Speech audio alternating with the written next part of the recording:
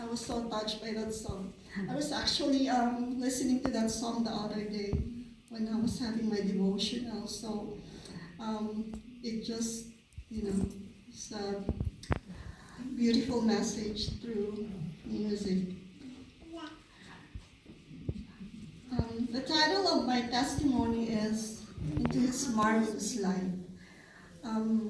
Opposed to what a lot of people think, that I am a born Seventh-day Adventist because of my diet right now, is actually, it's not really true. I was not raised a Seventh-day Adventist. I'm pretty sure a lot of you, or maybe some of you, came from a different church background. I was raised a Catholic, actually, by a wonderful Catholic mother. She was godly. And I was born 1971. That was October 26th. My life has started quite interesting. When I was born, as a newborn, when I got home, of course, only after a few days from being born, there was like an interesting incident that happened in my life. And this was, of course, this was related to me by my parents, like when I was like around 7 years old. And both my father and my mother have shared it to me. They said that one night,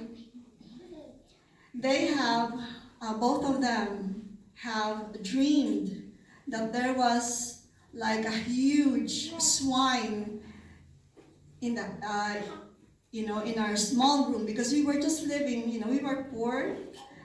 We were living in a small room, and both of them, had a dream, and that huge swine was going to eat me. And both of them woke up, both at the same time. And I did not have my crib. I was just laid on the flat bed, with a small cushion there. Couldn't find me. And you know where they found me, kids? They found me underneath the bed, in the middle of the bed. And I was just there, just sleeping, and very quiet. And they were wondering, what happened to, Miriam, to our baby? And they thought they lost me, but they found me just sleeping there, just quietly. And did she roll down underneath? Like, they couldn't figure out. But that was quite a mystery to me. When that incident was relayed to me by my father later on, that gave me, that curiosity, like, there must be a supreme being who is watching over me. That there is a God. I remember when I was, a young child, of course I was quite playful like you, but many times, I don't know what kind of brain I have back then, but I found myself kind of, just wondering about things. A lot of times I would, watch my playmate and just sit down in one corner and just watch them play, and then I would look up the sky and I would wonder, and I really believed that there was a God, who created the heaven, and I said, there must be a God. And I keep looking at the sky and I said, there must be really a supreme being. My mother was, of course, she may not, being a Catholic, she was not, of course, giving me Bible study. We were not like you, the raised Adventists who had the privilege to be raised, having a worship time, reading the Bible. I did not have that experience, but there was longing in my heart for the God whom I wanted to know. And my father named me Miriam. Actually, initially they named me Maria Teresa. But then they had to change my name later on. I was named Miriam because my father, actually, by background, he was raised a Seventh-day Adventist. and he married a Catholic woman, who was my mother. But my father had his foundation, and my father had a very interesting life also back in Iloilo. So he was on Ilonggo, and he had to leave his town um, because he was kind of haunted by a gang, and his manner of escaping that city was actually a miraculous one, and to be able to move to Manila, where he met my mother. But anyway, my father named me Miriam because he said, I wanted you to become like the Miriam in the Bible. I wanted you to look after your siblings because I was the firstborn. But seems like I kind of overdone it. I kind of look after people's health. I love to, when somebody's sick, I would tell him what to do. I developed that instinct. And more and more, when I was a child, I really truly believed deep inside me that there was a God. There was one time I was very young. I was like maybe 9 years old, and of course, can you imagine me, 9 years old, with my height? I was very tiny, so I had a near drowning accident. We were in this floater, and then it got out of balance, so I went deep down into the very deep sea. Maybe if it was my time, I could have been gone a long time ago. But when I went deep down into the sea by accident, there was some kind of force who was pushing me to go above.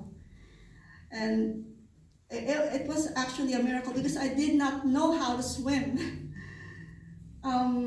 Although I really believe that it was God who saved me in that accident, I developed that, fear of water. Couldn't swim. Until now, I couldn't overcome it. It was because it was just really very traumatic. My father was looking for me, couldn't find me anymore. And then he just saw me. I was there in the corner, just trying to recover my strength because, I was kind of pushed out of the water. I saw that there was like a beam of light, and I was just pushed above that. So those were incidences that really, built up that belief that there must be a supreme being, a God who was watching over me. And many afternoons, when my mother has done her laundry, washing the clothes, and we were like 3 children by that time. Instead of when my mother is sleeping, I would get that that small booklet. Do we call it catechism in Catholic? Yeah, I forgot about it. So I would spend my time. I really love to read. I was actually at 5 years old, I was already in grade 1 because I really wanted to read. I loved to study. I loved learning. But in the afternoon, I would, when my mom, as soon as she's asleep, I would read into that. I would go over it, and then it was so depressing, because as I was going over the catechism, I was hoping to find like anything supporting from the Bible in their doctrine. For example, when it comes to the state of the dead, purgatory, and I said, this is so sad. That means I don't have any hope. I don't feel any hope. All I saw was darkness. So what if I died and nobody would pray for me?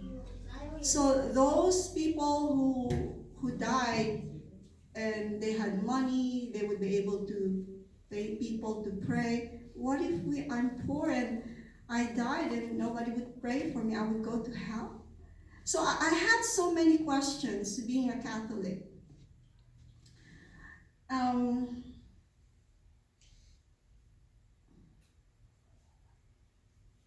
and so I was just very curious about a lot of spiritual things in life, even at my very young age. And my father would sometimes, he would tell me, because I love to listen, instead of me playing with the young kids, I would hang around with, the older, the adults, and just listen to what they're talking about, because I loved listening to the wisdom of the adults. And my father would tell me, why don't you play with the children? But no, Pa, I wanted to stay here. I just wanted to listen to what you're talking about, because for me that's like I just love to really learn. So my love for knowledge, it was that very high. It was very strong. Um, there was one time, okay, I believe that most of us had one incident in our life, like when Jesus has clearly spoken to us. There was one time I was only about 10 years old, okay, and I will never forget this. I had a dream, okay, and in that dream, it didn't look like the Philippines. Later on, I figured out it looked like in Jerusalem, like in Israel, okay? Because the way, the setup was very different. And there was this man who was sitting in a huge rock. And he was just there. It was like in a garden. And he was sitting down with that, the white robe and that Nazarene hairstyle. And he was reaching, he was opening his arms toward me and inviting me to come to him. And I was just there, just standing up. And his voice was very inviting. So as soon as I started walking towards him, I went into that mud, that deep mud. And I was just there, just standing up, but I wanted to come to him. And he said, just come to me. And that gentle voice was calling me to come to him. And I was crying. I was crying because I wanted to come to him. But then with all the struggles, I was able to get myself out of that mud. And slowly I walked towards him, and he had me sit on his lap. And he was doing this to my hair as a father. And that feeling of love of a father, I felt that strongly in that dream. And I just didn't want to get out of the scene anymore. I just wanted to stay there and just let him, just kind of comfort me, and then caress my hair like this, as a father would. And then all of a sudden, but I couldn't see his face. There was like a veil. I was looking at his face, but there was a veil. I couldn't see it. But one thing that he has shown me was when he opened his hands. And that was when I saw the scars in his hands. And he asked me to touch it. And as soon as I touched it, he did not have to speak to me. But it was like a statement to me that, look at this, I died for you. And I didn't know in that dream who he was, but I remember that very well. As soon as I touched the nail-scarred hands of his, it broke my heart. It was like a hit in my heart. And then he had to let me go. And I didn't want to go. But I had to go in that dream. I had to leave him. I knew later on why he showed in that dream. Because not long after that, I was, I went through a lot as a child. There was a time in my life when, we had this, how it is with poor families. Of course, you don't have your own rooms, no privacy. I had a second cousin from the province who was, my father was a very helpful man, okay? And our second cousin from Bicol, we had to accommodate him at home. And our purpose is for my father to train him so that he could find his work in Manila. Long story short, I didn't want to elaborate that, but I was kind of taken advantage of by that second cousin of mine. And I did not know it. It always happened whenever I was asleep as a child. I would wake up in the morning, have some discomfort in parts where I should never feel discomfort, like what's happening to me. And then all of a sudden, I believe it was by divine intervention that we found out what he was doing. But anyway, that incident, and it must have happened like maybe a month, we don't know, because I was sleeping. There were so many days that I was kind of blaming myself. I was blaming myself. Why was I sleeping so deeply that I did not catch him? It must be my fault. Why I was not alert? Why did I not know it? So I was blaming more myself during that time, and I felt so unclean. And I believe that, God allowed that to happen for a blessing.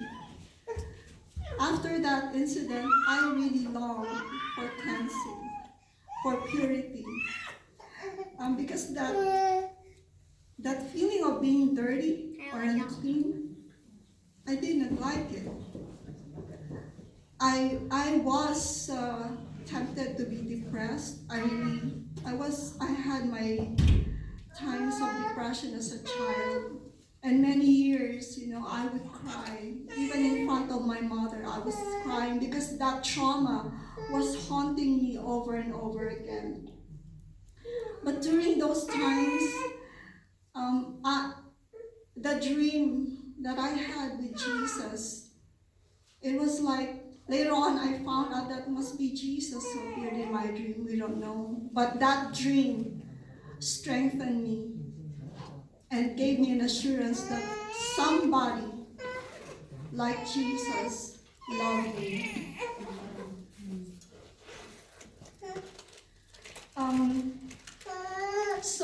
I became very active in the Catholic faith. I became religious.